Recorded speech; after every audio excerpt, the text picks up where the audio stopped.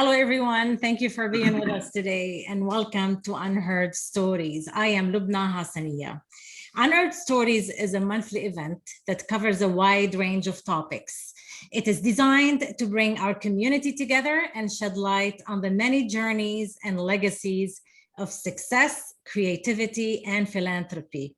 Our special guest today is Dr. Rahayel, Lebanon's most famous food blogger, influencer, and TV presenter. But before we get started, I would like to take a few moments to recognize and welcome the dignitaries among us today. We have Councillor Mirna Khawli, former Consul General of Lebanon in LA, Honorary Consul of Lebanon for the Greater Cleveland area, Mr. Anthony Asher, Honorary Consul of Lebanon in Tahiti, Monsieur Joseph Maroon. We are also honored to have Judge Tony Raphael join us today and Dr. Abdullah Nasruddin, our economic attaché at the Embassy of Lebanon in DC. I would like to also thank the French Alliance at the French Embassy in DC for sharing our event with the rest of the Francophone world. In every place around the world, sharing a meal is the most communal practice. We gather around food for family quality time, for cutting business deals, for celebrating the special moments in our lives. Food is very powerful. Besides the fact that it is the very reason we are alive, it interfaces with our history, our culture, and our economy. It connects us with art and science, and most importantly, it impacts our environment and the health of our nation. What we eat and how it is produced are behind most of the major diseases we face today, from diabetes to obesity to heart disease, cancer, and yes, even depression. Every decision we make about the food we eat and every step we take to ensure the right farming practices has societal consequences. And the responsibility, well, it lies on the shoulders of all of us, from farmers and cattle ranchers to fishermen, restaurant owners, parents, and yes, food bloggers. From the time I was a little girl, I loved being around food. I grew up in Lebanon, eating the food of my culture. And the best part of the day for me was coming home from school, my mother's cooking greeting me at the door. Hummus and tabouli, za'atar, falafel, ukibbe. Lebanese food is the most popular of all Middle Eastern cuisines. It is as wholesome as it is delectable. It has its roots in the land's ancient past. It is the refined product of a unique, multicultural history. It encompasses the exotic spices of the East and the sophisticated taste of the West. It is rich with fresh fruits and vegetables, legumes and olive oil, rose water, and pomegranate molasses. Today, I prepare my dishes from the Lebanese cuisine for myself and my family as a way of reconnecting with home and reliving childhood memories.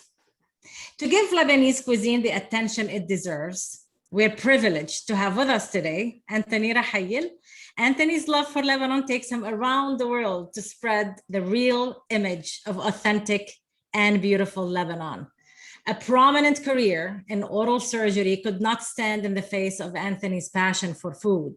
And just like Alfred Adler suggested, Anthony followed his heart, but he took his brain with him.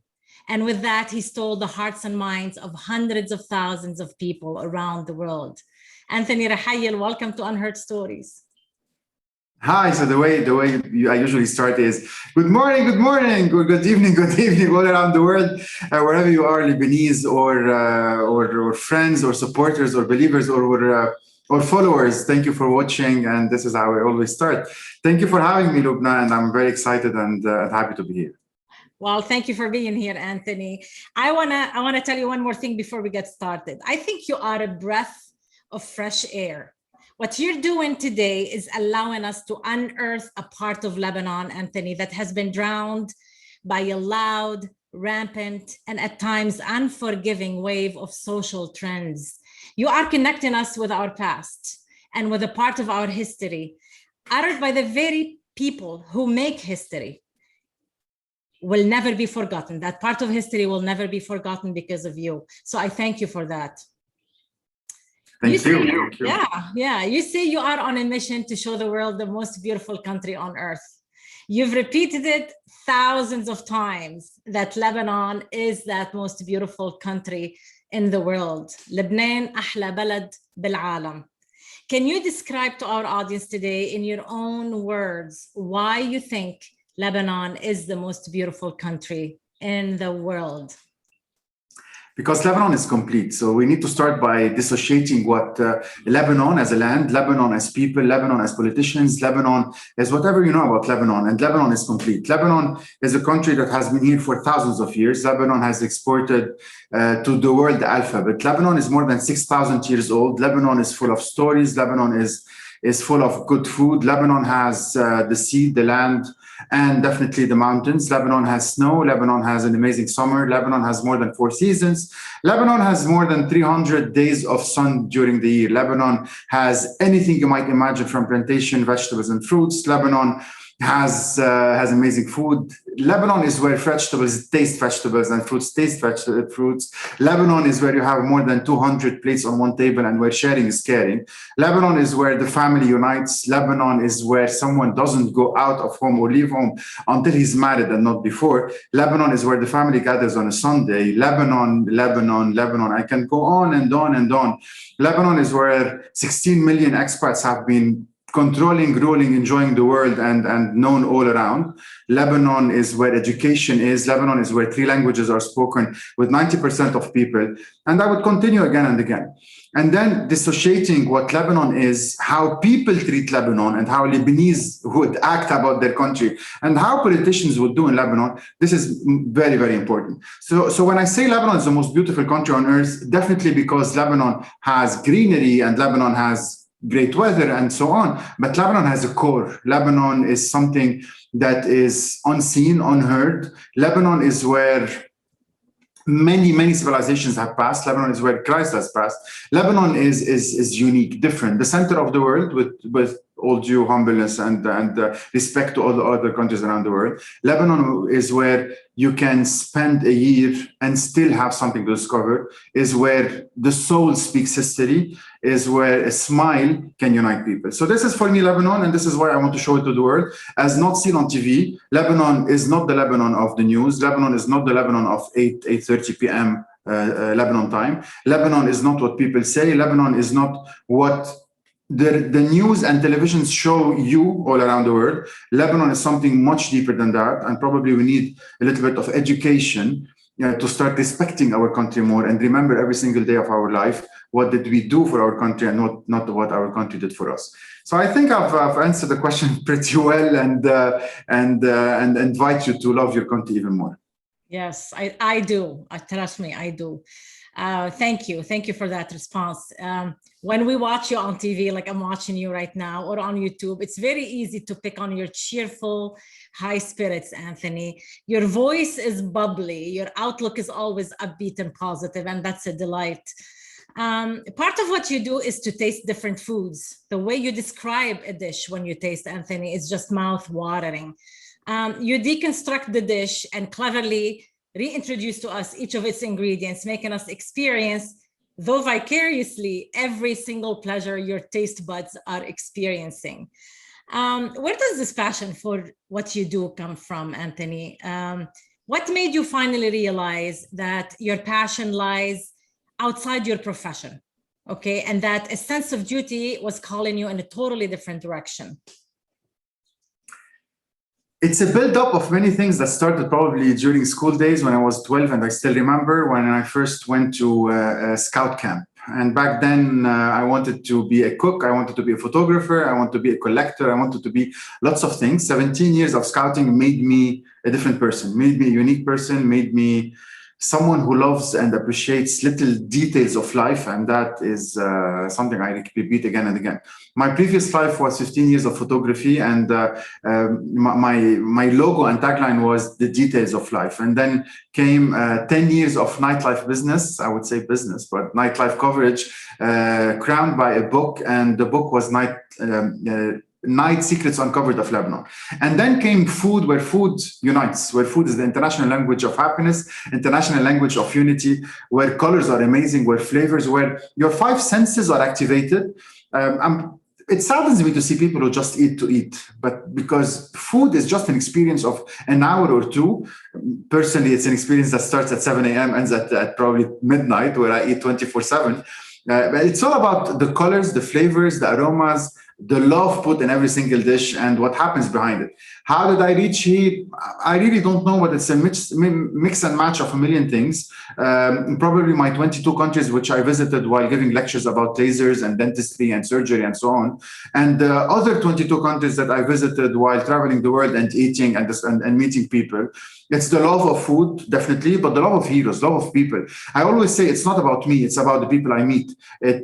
Every single day, I probably meet between 20 and 30 people every single day. It's never about what I give them or what I say to them. It's about what I learn from them. And this is my philosophy in life. And probably this makes me wake up every single morning and say, okay, what is it about tomorrow, and what can we do more, and how much can I cover more? And yes, I have a mission. My mission is Lebanon. My mission is Lebanon for my kids.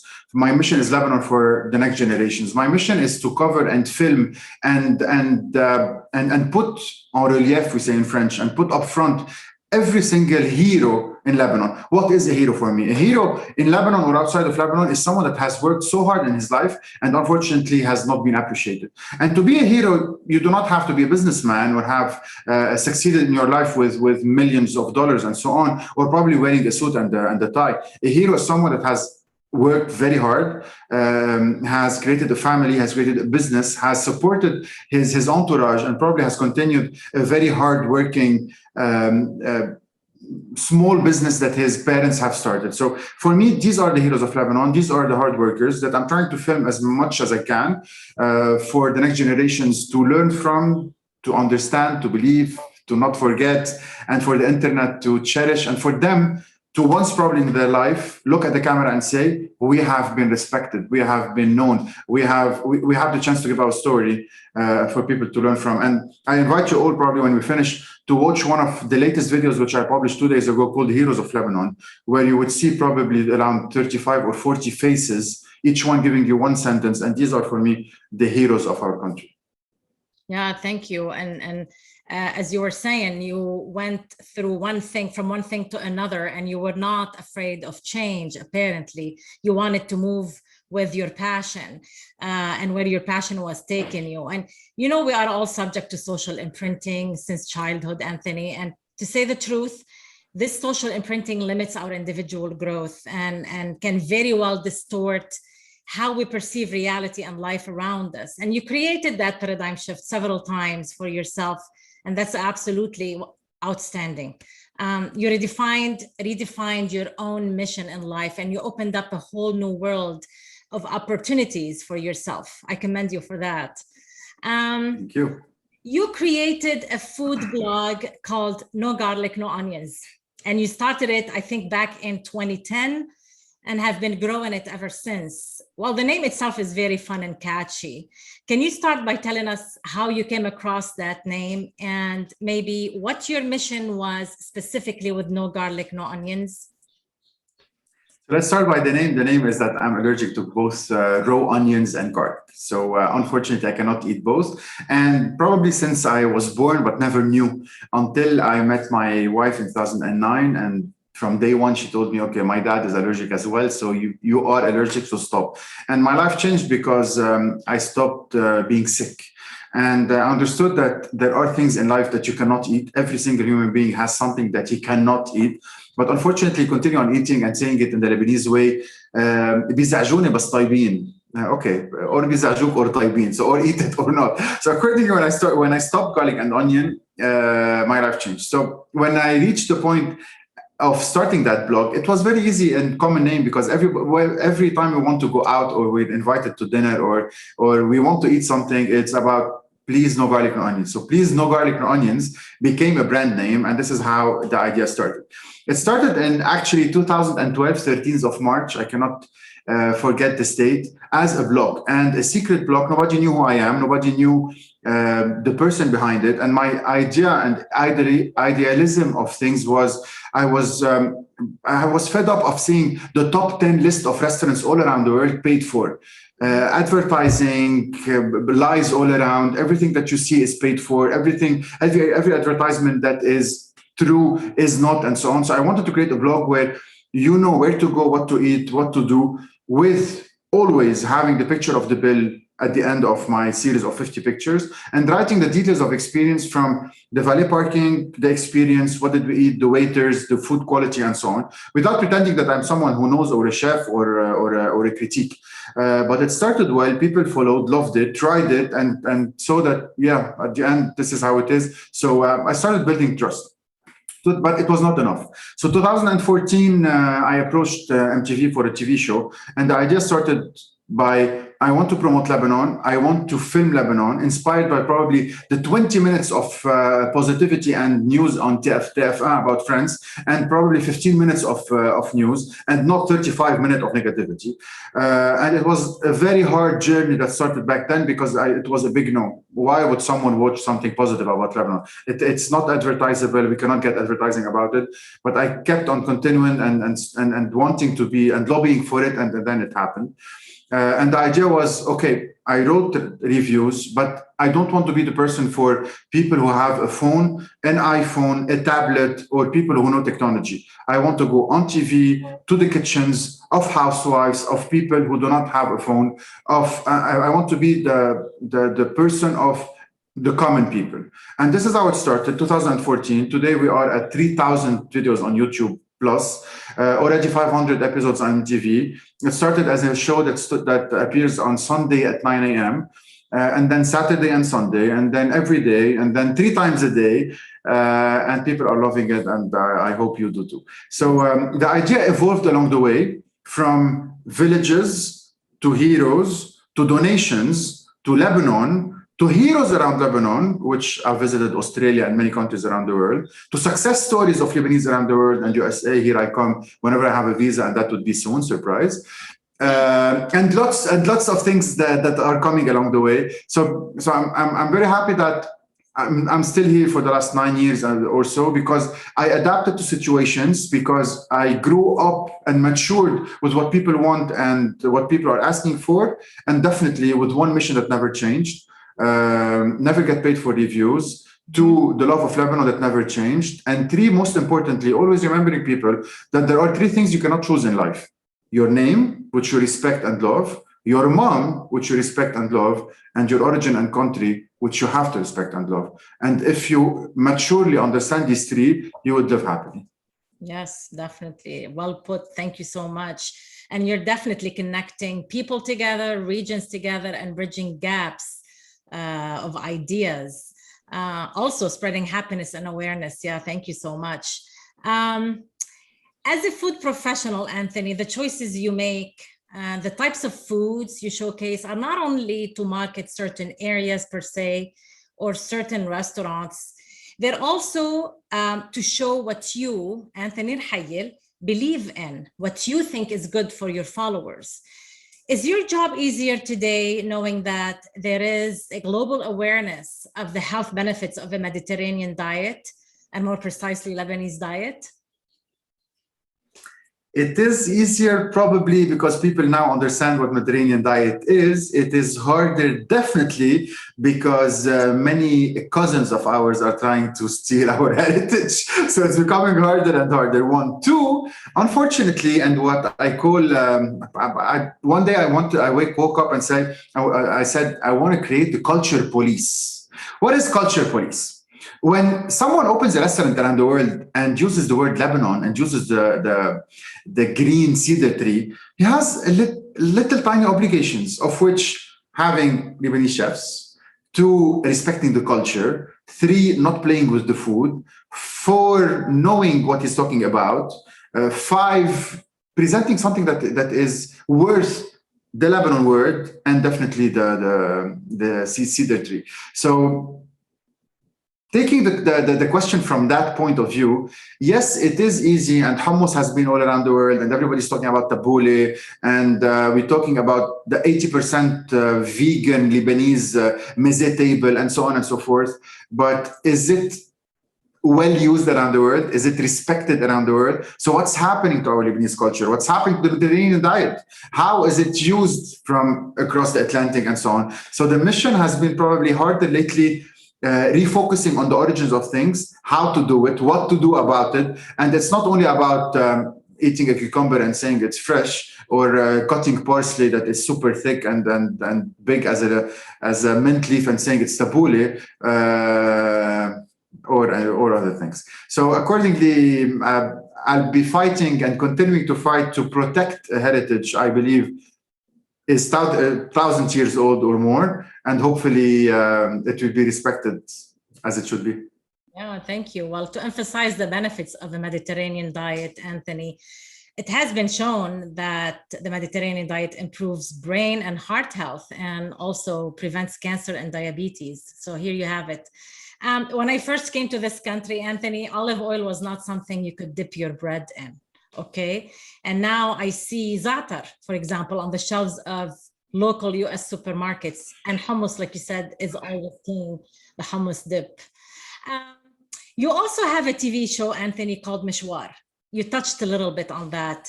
And that TV show airs on MTV Lebanon, I think. You basically tour different regions of the country, promoting not only their food, but also everything else that region has to offer, from agriculture to arts and crafts to talents. You're bringing to life remote villages that many of us don't even know exist. And these are sometimes old-fashioned farming communities that are tightly knit, where people still live simply, right? And have kept the early values of our society, from honesty to modesty, love and respect. Anthony, you have a way of connecting with these people. You're a natural that way. You know how to make them feel comfortable around you, at ease, to sometimes even flash a toothless smile for the camera and be proud of it. How do you do that? How do you melt the wall between you and the people? Because very simply, Loubna, they're the heroes. I'm not. They're the heroes. They're filling my camera. They're filling my story. They are the people I want to showcase. They're the ones I want my kids to remember and learn from. They're everything. Lebanon has 1,500 countries in one, not villages. Lebanon has hundreds of ways of doing kibbeh. Lebanon has a dozen ways of doing tabbouleh. Lebanon has probably dozens of ways of doing hummus. Lebanon has 20 plus ways of talking and dialects. Lebanon has a million things which were built up and created due to several wars that we've passed from. So taking the wars positively, or looking at wars from a positive perspective, since every village lived alone and every region lived alone, so they developed food cultures alone. So kibbeh, would you do it ashjaran? Would you do it on a flat surface? Would you do it with mardakush or special spices from the south? Would you do it only with burghul from the north? And so on and so forth. So how does it happen? One, I'm very confident of what I do. Two, I'm no one. I'm just Anthony, a simple Lebanese with all the modesty I still have. Three, they're my heroes. They're the big heroes. And every time I meet one of them, and now I'm traveling with Abu Shadi, Tony, the famous fool guy from Lebanon. I brought him with me to Dubai, and I pamper him all day like he's my father. And many message me and say, is he your father? I say, no, he's my friend. He's someone I love, and he deserves to travel and deserves to enjoy Dubai the way he should be. So probably this is the secret, and this is an invitation to all camera influencers and so on. Keep your feet on the ground. Yeah, true. And like you said, food and culture, they do interface. Although Lebanon is a small country, like you were saying, every region in Lebanon has pretty much its own culture, right? You just said that, and thereby its own cooking style. And you spoke about kibbe, and it happened to be one of my favorite dishes, which is also Lebanon's national dish, I believe. It's basically, if I am to describe it, take your position here, Anthony. It's an egg-shaped dough of meat and cracked wheat that's hollow on the inside. And we stuff it with ground meat and roasted pine nuts and some sauteed onions and a lot of, delicious spices. And once you crunch into the crispy shell on the outside that's fried, all the wonders from inside spill into your mouth, and you taste, this taste is incredible. How many different versions? You mentioned several, but I know maybe you can put a number on it, to give it justice. How many different versions of kibbe have you come across as you toured Lebanon, Anthony? Many. Let's start by the raw part. So for me, the description of kibbe is love with a couple of ingredients around. That's kibbe, because kibbe you need to feel love, you need to feel passion, you need to feel al-nafas. Yeah. It's everything. Yeah. Kibbe, let's start by raw kibbe. You have raw kibbe definitely from the south and raw kibbe from the north. You have kibbe, which comes with vegetable. You have teble, which comes with meat alone. You have kibbe from the south with merdakoush and lots of 7 spices and so on. You have kibbe, which we call kibbe bowls or fried kibbe. And you have, best of the best, kibbe bshahme from Zgharta, so the big round kibbe with fat stuffed and mint and garlic inside. You have very thin kibbe, 1 layer kibbe with onions below. You have very thin kibbe alone, fried with olive oil, crispy, crunchy, which you eat with labne and hummus. You have double-decker kibbe with meat stuffed inside, minced meat inside. You have big bowls of kibbe, which I cut in half and put tabbouleh in. So when you say kibbe, you say Zgharta. That's it. When you say kibbe, you say that village in the north. Why? Because, all across Lebanon probably you would find around 30,000 bakeries of manouche.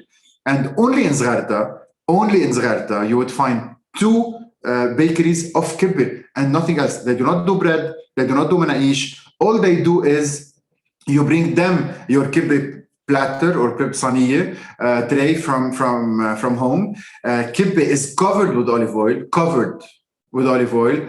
He puts it in very high heat, bakes it for a couple of minutes, and then you go back home and enjoy one of the best ever. So kibbe definitely is a national dish. Kibbe is an international dish from Lebanon to the world. But if you're coming to Lebanon, you want to taste kibbe, you need to have a friend from Zgharta. Yeah. I saw in one of your YouTube videos that they have 7. I think you put a number to it. 7 different kibbes and Zgharta, which is amazing.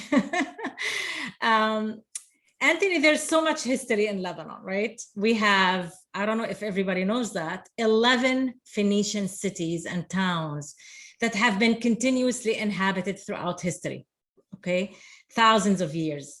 Each one of these cities today maintains its own hidden wonders of archaeological sites and ruins. They're all vital cities today, and their inhabitants are very passionate about their history. You've toured some of them, if not all, of these historical cities. Can you pick 1 or 2 and tell our audience what to expect when they visit? I would start by telling you and say that what you see, what you read in history books is probably 1% of what Lebanon is. What we learned at school is probably 10% of what Lebanon is. Lebanon is much more than Saida, Baalbek, Jbel, Sur, Tripoli, and so on. Lebanon has a historical heritage or castle or church or mosque or house in every single village you visit. You cannot imagine how rich it is, how diverse it is. You cannot imagine how many hundreds of stops are visited and filmed that probably the Minister of Tourism doesn't know about. You cannot imagine how great it is. For me, Lebanon is a very simple equation. Lebanon is at least a week of discoveries where you pick up a car at the airport, bring it back 7 days after at the airport, never sleep in the same bed for 2 consecutive nights, never stay in one village for 2 consecutive days, and travel around and let the road take you places where you cannot imagine. Just arrive to a place. You can watch my videos and follow my steps.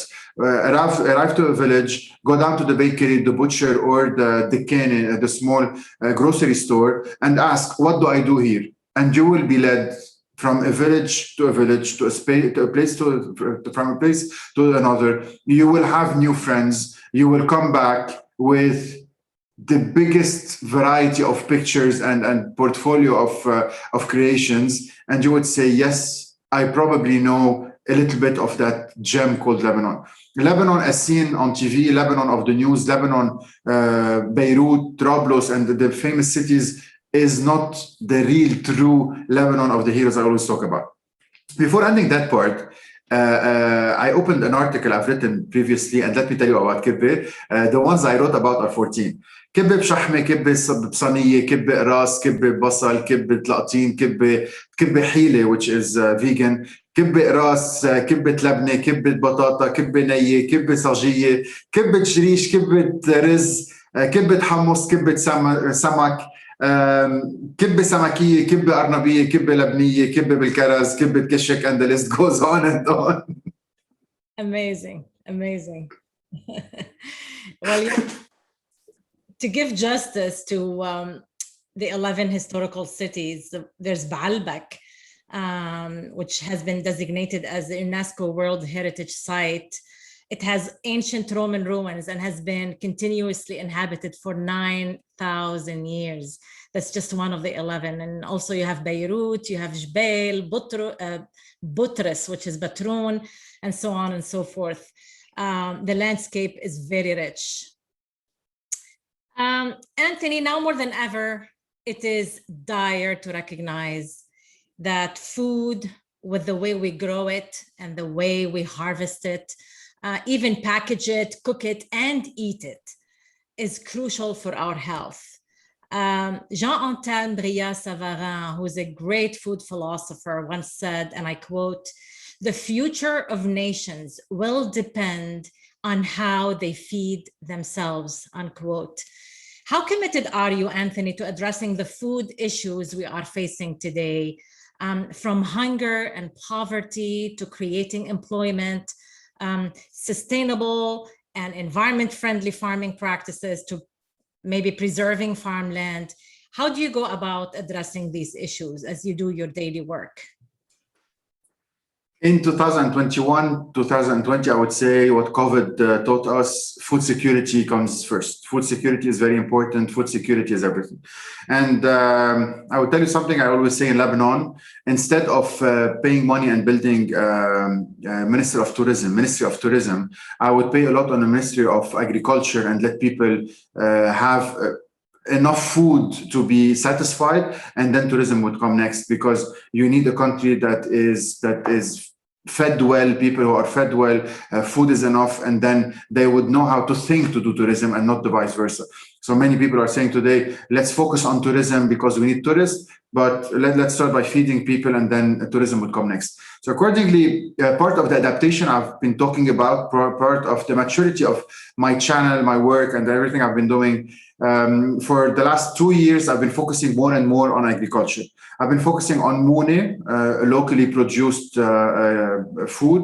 I've been focusing on Za'atar. I've been focusing on the Bekaa Valley. I've been focusing on telling people and informing people and asking the world to send or support Lebanon by sending wheat, and how we can plant wheat again and recreate the Lebanon that was probably 50 years back.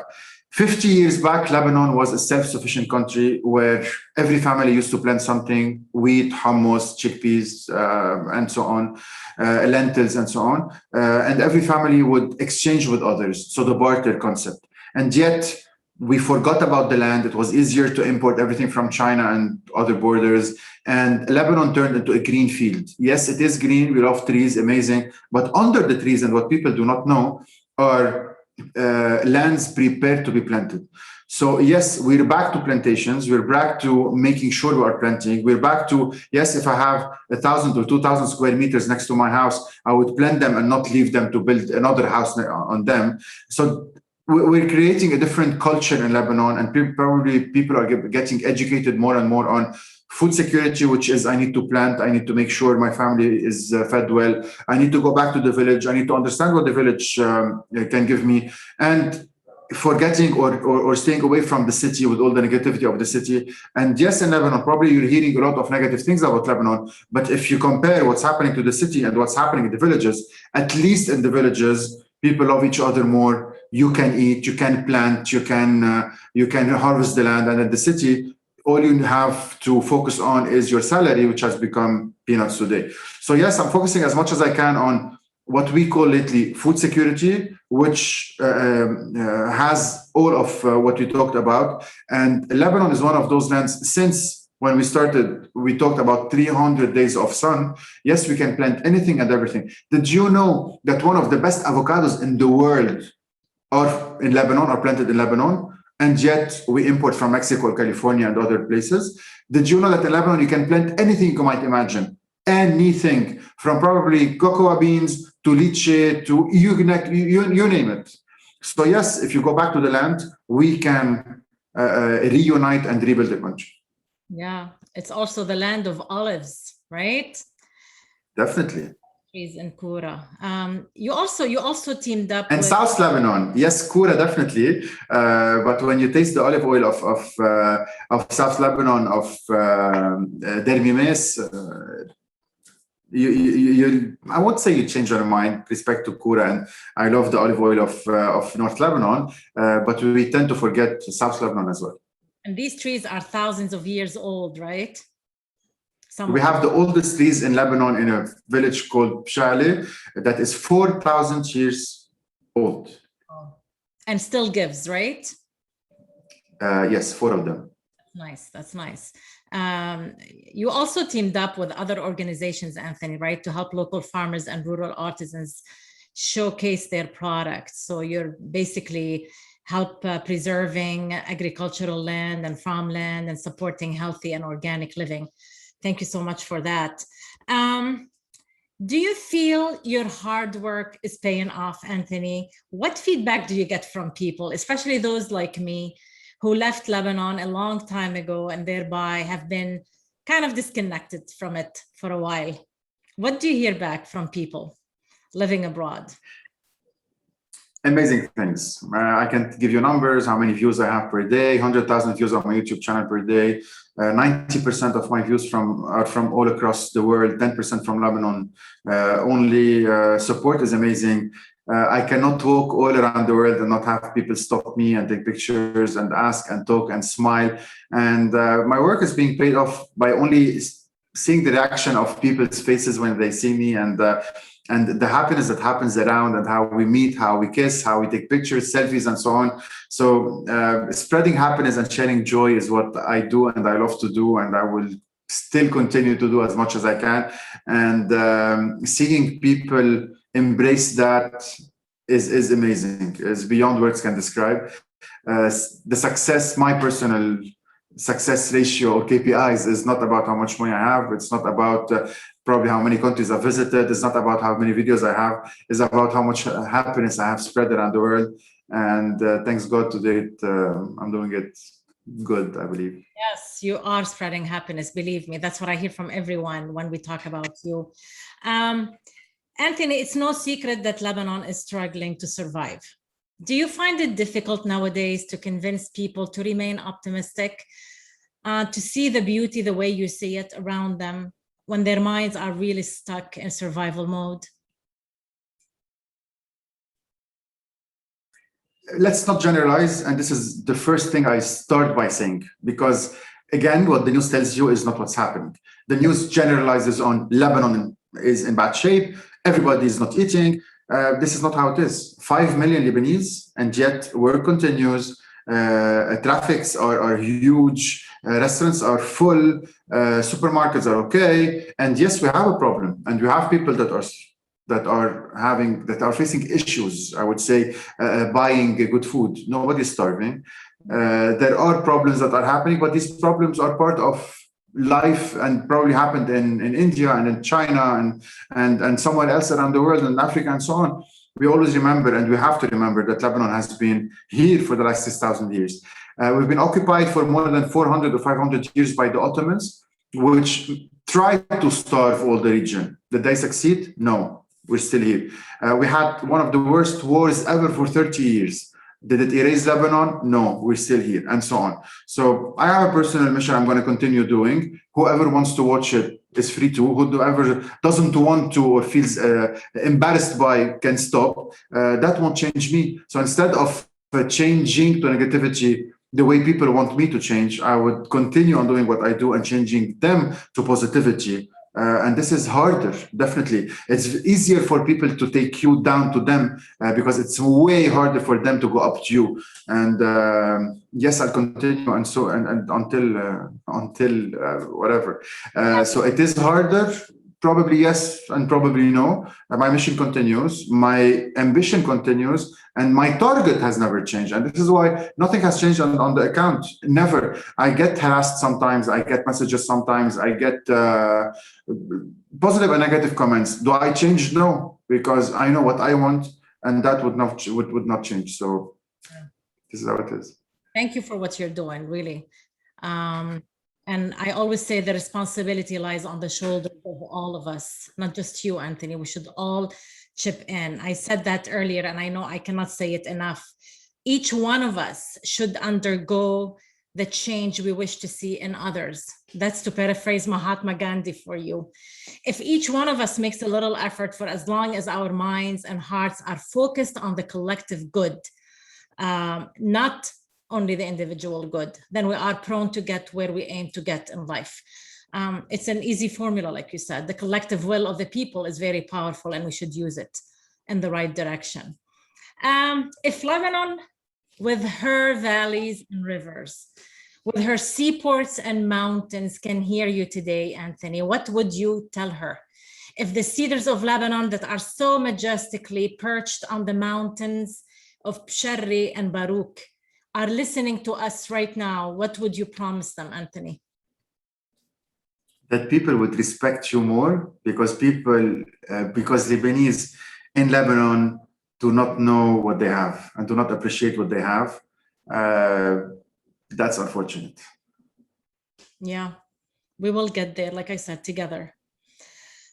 Finally, my final question for you today, Anthony, what message do you want to leave your audience with as a final message? What do you ask of us? How can we help you?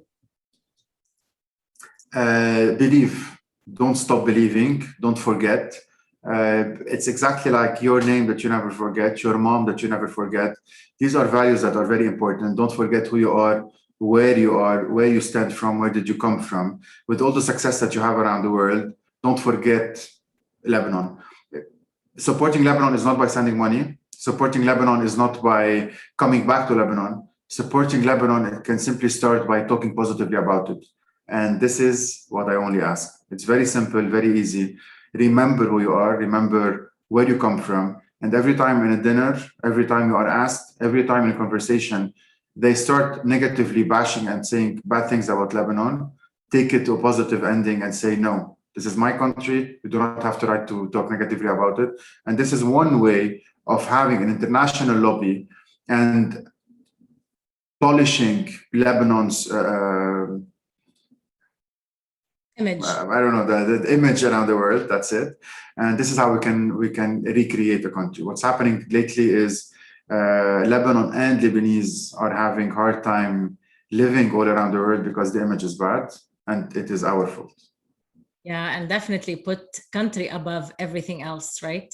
Country comes first. Thank you, Anthony, for being my guest today. You have a noble mission, definitely, and your story is happy and inspiring. We appreciate you sharing it with us. Can we take some questions from the audience, if you don't mind? For those who wish to directly ask Anthony a question, please go to the reactions button on the bottom of the screen, and I will ask you to unmute yourself and ask your question directly. Otherwise, you can leave your question in the chat box and I can read it out loud. Let's see. Okay, so the question from Talat. Talat is saying, how can we appoint Anthony to be an ambassador? How should we do that? Do you have an idea, Anthony? You are an ambassador already. I see it as such. Yeah, probably. Yeah. I believe in I call it in Arabic al-adar. So God takes me places, and I give him my hand to take me places. So whatever is meant to be is going to happen one day. And meanwhile, the mission continues. Yeah. I have a question here for you. Who's your biggest inspiration? Who keeps you moving forward? Wow, I don't know. Many people, definitely. Lots of stories I hear. Who's my inspiration? I don't have one person I would tell you about. Who keeps me forward and pushes me to continue is my wife. Definitely, you cannot imagine. We started that journey together back in 2012. We discussed about plans. We put plans for 10 years to come. And she's my biggest support. So today I'm in Dubai 10 days a month, working hard and coming back to Lebanon, traveling all around Lebanon, probably sleeping 2 nights a week out of my home. And she's the biggest support with the kids, with home, with the phone calls, with everything I am and have become. And I never forget to thank her. Yes, yes. She helps you. She also has the same background, food. She has something. She helps you cook sometimes, doesn't she? She's one of the best cooks ever. You cannot imagine. That lunch for a cause that we did last week was a tremendous success. 230 people attended, and she cooked for them for the first time. She cooks at home every night, but for probably 5 people. So how to take it to 230 and keep it great? And she was amazing. Yes, she cooks. She has an account. What's the background? She never learned cooking. She learned business and international affairs. But we united around food. We love food. Our home boils around food. We travel for food. And yes, it works. That's nice. A question I get a lot, okay, when everybody knew that I was having you as a guest, please ask him, how does he keep himself in shape? So how do you keep yourself in shape when you're surrounded with food constantly? You hop from one place to another on a constant basis. How do you contain your image, maintain it? It's a state of mind. So let's start by never eat something you don't like. Never eat something when you're stressed. Always be happy when eating. Enjoy food. Know when to stop, because food will not escape, and anything you can eat again the next morning. I eat all day, so I don't starve to eat a lot at one meal. I never eat things that are irrelevant. So I would never grab a chocolate. It doesn't add value to my life. I would never eat something that I really won't enjoy. It's never time to eat. So I can skip a meal if I really don't have something great to enjoy. I never eat sugar. So I mean sugar in coffee, sugar in tea, normal Coke, and so on. So it's a state of mind and a way of living that puts me in such a state, I would say, and definitely stopping garlic and onion made a huge difference for the last 10 years. Definitely, for me, enjoy garlic and onions, but you have something that your body doesn't accept. Go discover it. Yeah. I happen to love both of them, so. Here you have it. I have one more question for you. Can you describe a typical day for us? A normal day starts always around 5:30, 6 a.m. I wake up, shower, and move on. I don't have time to stop, coffee, spend an hour in the morning, so I move on. I have a village, probably in the south, in the north. Some days I do 200 to 300 kilometers a day. Whenever I have to go, I would go. I did from Sur to Baalbek on a 4 hours drive in a day, and then finished in Baalbek, went down back to Jbeil and continued to Hermel and so on. So that's a long day that starts very early, ends up around 7 p.m. And I make sure to always sleep before midnight, because I believe that every hour at night, starting at 11 and so on, is a lost time from my next morning. So I would prefer waking up very early instead of spending nights on a TV or things that doesn't add value to my life. During the day, it's villages, meeting people, visiting restaurants, coming back to the office, finishing some work, lots of editing, probably 2 or 3 times a day for a week for hours. Connecting with the guys. I have 8 people working with me, just working on what to do and how to plan everything. And then again, 10 days a month in Dubai and back 20 days in Lebanon, and goes on and on and on. And the family, usually on Sundays, or else 2 weeks a year for a trip away from everything. And you're doing all that happily, right? I love it. Nothing makes you wake up every morning at 5 or 6 if you're not happy doing it. I would never, ever wake up and say, today I have a job. It's not a job. It's a happy times. It's a challenge. It's discoveries. I just came back. It's 10 p.m. in Dubai. I just came back from discovering for 6 long hours farming land in the heart of the desert. And I spent 6 amazing hours. You cannot imagine. And video coming soon. Yeah, that's nice. I have someone in the audience who would like to ask you directly a question. Hassan Muhtar, go ahead, Hassan.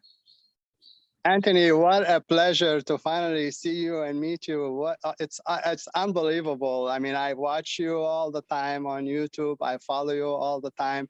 I wish I know your schedule when you're live so I could watch live. Sometimes I see it, sometimes I don't, because it's the timing. Obviously, I don't have the time. A lot of times I'm working when you're live. But when you say, 250 people, I'm one of them following. Okay.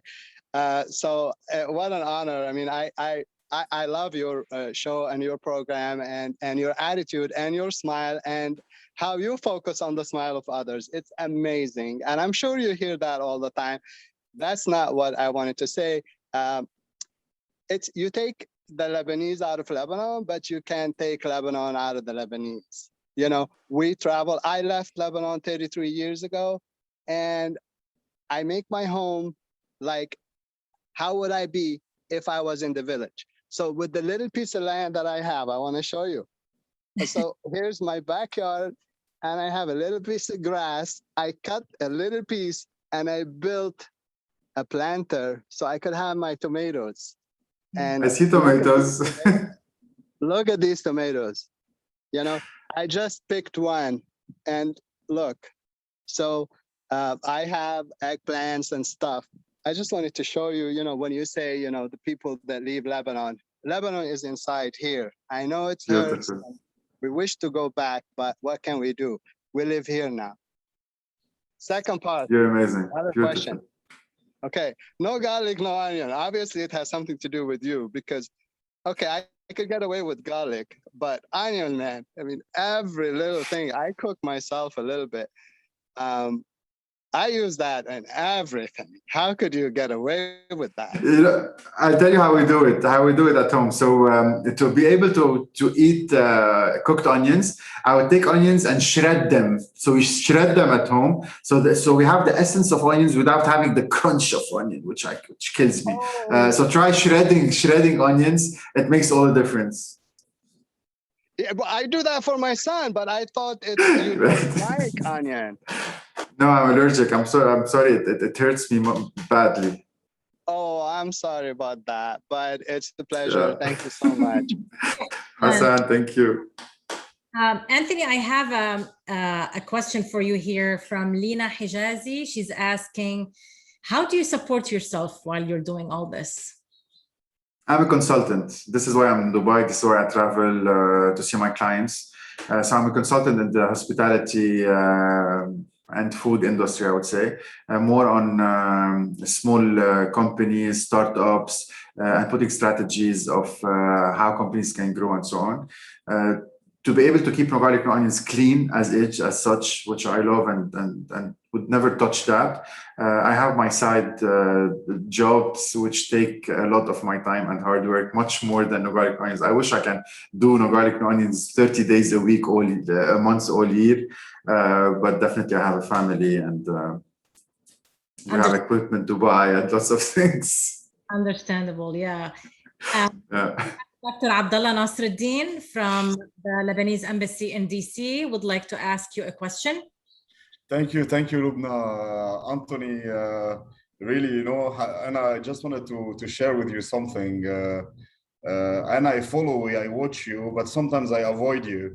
لأنه مثلا 2 weeks ago I woke up وعبالي كنت اكل شيء اكل لبناني منقاش او شيء، لقيتك منزل منقاش اللبناني هيدا الصغير سمول لبنانيز منقوشه، فقلت لحالي لا عم بعذبنا اليوم أنطوني شو بدنا نعمل؟ all of the sudden my sister sent me another picture from Lebanon of a small منقوشه اللي بتنعمل بالبيت. قلت أنا لا, today is going to be very difficult. I said I'm not going to watch Anthony for 2-3 days. He's causing me too much trouble. But I mentioned it in front of actually the mom of my friend in Woodbridge here in Virginia. And for a reason, the next day I was at work at the embassy, very, very busy. And my friend calls me actually telling me, what are you doing? You're busy. I told him, yeah, I'm very busy. I thought كان بده مني الشيء اللي قال لي لأنه ماما عاملة منقاش صغير الزعتر.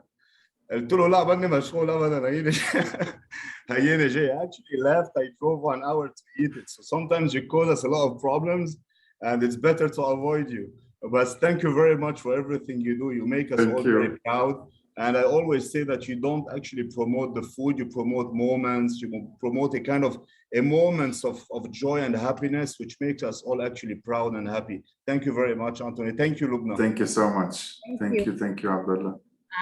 It is definitely the way you eat the manouche is just different. The way you bite into it, yeah, it makes our mouths water. I think Farid Makarim wanted to ask a question. I don't see him anymore. Farid, if you still want to ask a question, please raise your hand. I can see you. I will be able to see you. I think we're gonna have to stop it for now. Finish the program. Abdullah, you still want to ask a question? You have your hand raised. Okay, I got it. Okay, well, it was a great pleasure, Anthony, to have you on Stories. Please keep up the great work, and for everyone else listening here today, I highly recommend joining Anthony's YouTube channel. It is entertaining, informative, and I'm sure you will love it. Anything else, Anthony, before I move on? Thank you so much for having me. Thank you so much for having me. Thank you all for watching and spending 1 hour of your time to listen to what I have to say. What else can be said? All I say is all united we can rebuild things. We are blessed, and yet we need to accept it and know that you are blessed. And thank you so much. Please connect with me on Instagram. Whenever you have any question, you want my phone number, I'm ready to give it to you. I'm very close to anyone that wants to connect. If you're coming to Lebanon, I'd love to have breakfast or a coffee with you. And yes, I'm coming to the States soon. Wait for me. Okay, we are waiting. You can leave your contact information in the chat box if you want. To everyone else in our audience, we are so grateful you joined us today. Please don't forget to connect with us again. Unheard Stories is a monthly event. It falls on the last Saturday of every month. Our next episode is scheduled for Saturday, August 28th, and my guest is Dr. Ronald Michael. Dr. Michael is a neurological surgeon at the Illinois Neurospine Institute and Ileana Neurospine Institute in both Illinois and Indiana. Dr. Michael is committed to the advancement of science and medicine. He collaborates with NASA physicists to explore ideas at the frontier of knowledge, such as artificial intelligence-driven cancer drug discovery. You don't want to miss it. Please find the link to register for Dr. Michael's event in the chat box. To watch past events and know about our future ones, you can follow me on social media. Thank you for bringing us into your home and making us part of your Saturday. Goodbye, everyone. See you next time.